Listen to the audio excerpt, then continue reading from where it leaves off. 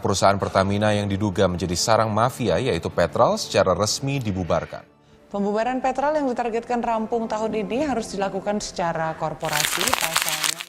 Kasus dugaan korupsi dalam pengelolaan minyak mentah dan produk kilang di PT Pertamina, Subholding, serta kontraktor kontrak kerjasama periode 2018 hingga 2023. Kini menjerat Kerry Andrianto, putra Risa Khalid. Pemberitaan ini menjadi sorotan utama mengingat Kerry adalah anak dari sosok yang dijuluki The Gasoline Godfather. Lalu apa peran Kerry dalam kasus pengoplosan minyak di perusahaan plat merah ini? Berdasarkan penyelidikan, Kerry diduga terlibat sebagai beneficial owner BO PT Navigator Katulistiwa. Sebagai BO, ia memiliki hak atas keuntungan atau kepemilikan dalam korporasi tersebut. Sayangnya, Kerry termasuk dalam daftar mitra usaha yang diduga bersekongkol dengan oknum pejabat Pertamina untuk melakukan praktik ilegal. Kasus ini juga membawa nama Risa Khalid, ayah Kerry, ke permukaan. Sebagai pengusaha besar di sektor minyak dan gas, Risa diduga memiliki keterkaitan dengan kasus yang menjerat putranya. Kecurigaan ini semakin menguat setelah publik mengingat kembali pernyataan almarhum Faisal Basri, pengamat ekonomi, pada 2014. Basri pernah menyebut bahwa Pertamina terlalu bergantung pada Risa Khalid untuk pasokan minyak. Padahal seharusnya perusahaan negara ini bisa mandiri tanpa impor dari Risa. Hal ini memunculkan pertanyaan, siapakah sebenarnya Risa Khalid dan mengapa ia dijuluki The Gasoline Godfather? Risa Khalid yang lahir pada 1960 dengan nama lengkap Muhammad Risa Khalid adalah seorang pengusaha Indonesia yang sukses di berbagai bidang. Bisnisnya menambah dari retail fashion, perkebunan kelapa sawit, produksi jus hingga sektor minyak bumi. Pria yang juga dikenal sebagai Risa Khalid ini disebut-sebut mendominasi bisnis impor minyak melalui Petrol, sehingga banyak yang menganggapnya sebagai penguasa bisnis minyak di Indonesia. Tak heran jika ia dijuluki The Gasoline Godfather. Nama Risa Khalid kembali mencuat dalam skandal Papa Minta Saham yang melibatkan dirinya, mantan Ketua DPR RI Setia Novanto, dan Presiden Direktur PT Freeport Indonesia, Ma'ruf Samsudin.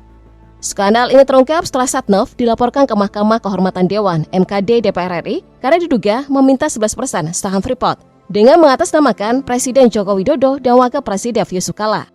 Lalu di mana posisi Risa dalam kasus ini? Keterlibatan Risa terungkap setelah bocornya rekaman percakapan antara dirinya dan Setnov. Dalam rekaman tersebut, Setnov menyebut bahwa mereka bisa membantu memperpanjang kontrak Freeport. Selain itu, mereka juga membahas permintaan saham Freeport untuk proyek pembangkit listrik di Papua. Atas dasar ini, Kejaksaan Agung menetapkan skandal Papa Minta Saham sebagai bentuk permufakatan jahat dan menjatuhkan sanksi kepada Setnov. Namun kasus ini tiba-tiba menghilang tanpa jejak, dan Risa pun berhasil lolos dari jeratan hukum. Nama Risa Khalid semakin mencuat setelah pembubaran anak perusahaan Pertamina, Petroleum Trading Ltd, Petrol, pada 2015.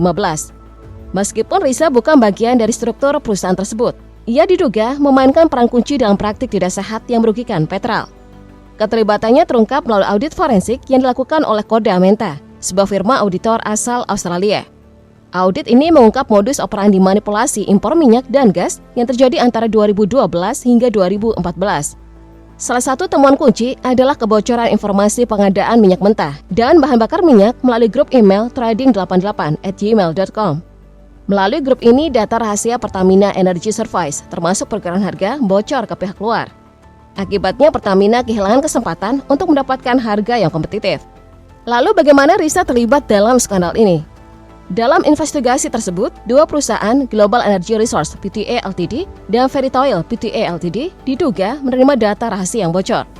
Menurut Sudirman Said yang saat itu menjabat sebagai Menteri Energi dan Sumber Daya Mineral, Global Energy merupakan perusahaan yang terafiliasi dengan Risa Khalid. Perusahaan ini dikenal sebagai importer besar di sektor minyak dan gas. Fakta ini membuat pihak berwenang menaruh kecurigaan serius terhadap Risa yang dijuluki penguasa abadi bisnis minyak di Indonesia.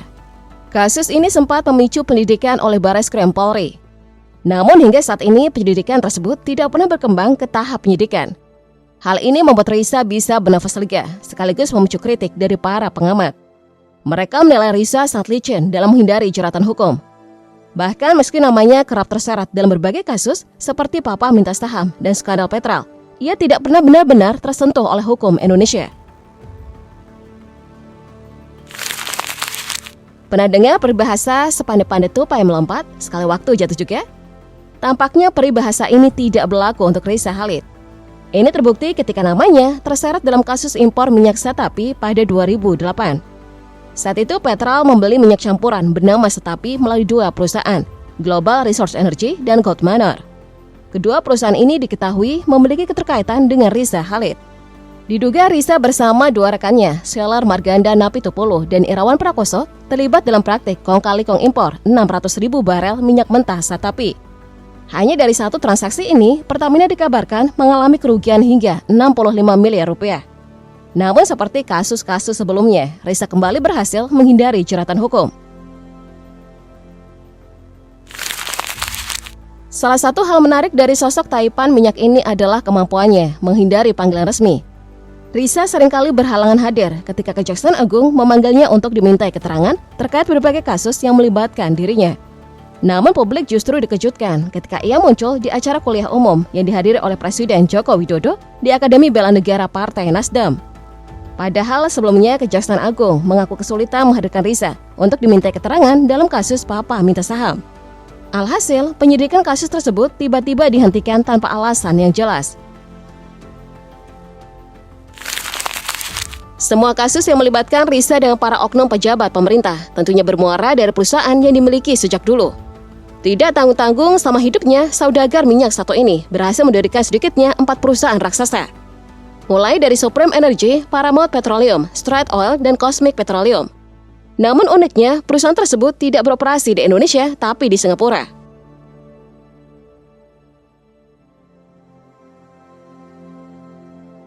Selain itu, pada tahun 1997, ia pernah mewakili PT Dwi Pangga Sakti Prima, perusahaan milik Mamik Soeharto dan Bambang Trihatmojo, dan pembelian pesawat Sukhoi di Rusia.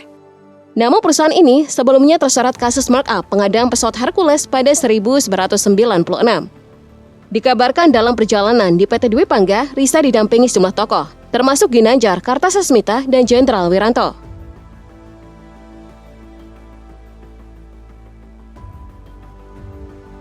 Jadi dengan berbagai perusahaan dan bisnis yang digelutinya, Riza dikabarkan mampu menghasilkan pendapatan mencapai 30 miliar US dollar atau sekitar 493,3 triliun rupiah per tahunnya.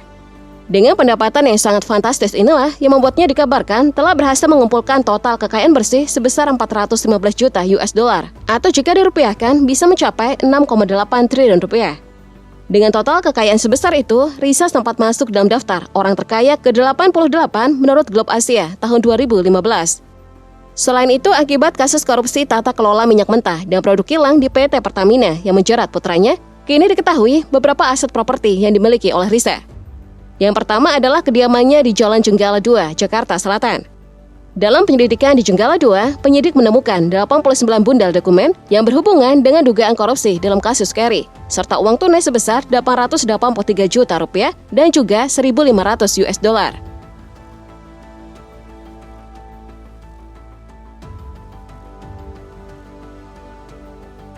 Selain di Jenggala 2, penyidik pun memeriksa kediaman Riza di Plaza Asia lantai 20, Jakarta, dan menemukan beberapa bukti yang mungkin saja kedepannya berguna untuk dibawa ke persidangan. Penyidik pun mengaku jika mereka menemukan 4 kardus berisi surat-surat dokumen terkait kasus dugaan korupsi minyak mentah ini. Tidak berhenti sampai di situ, para penyidik juga menggeledah rumah di Jalan Panglima Polim, Jakarta Selatan, yang juga diduga menjadi kediaman ayah dari Kerry. Namun sayangnya tidak ada kabar terkait temuan di kediaman tersebut. Meski begitu, masyarakat tentunya berharap jika penegak hukum dapat mengusut tuntas mafia minyak yang menggerogoti Pertamina. Walaupun di beberapa kasus, Riza Khalid selalu berhasil lolos dari jeratan hukum. Namun penangkapan putranya, yakni Kerry, diharapkan bisa menjadi tonggak baru dalam penegakan hukum. Lebih jauh lagi, masyarakat pun sangat berharap jika ke depannya Presiden Prabowo Subianto benar-benar serius dalam membereskan persoalan yang menyeret para mafia migas di tanah air.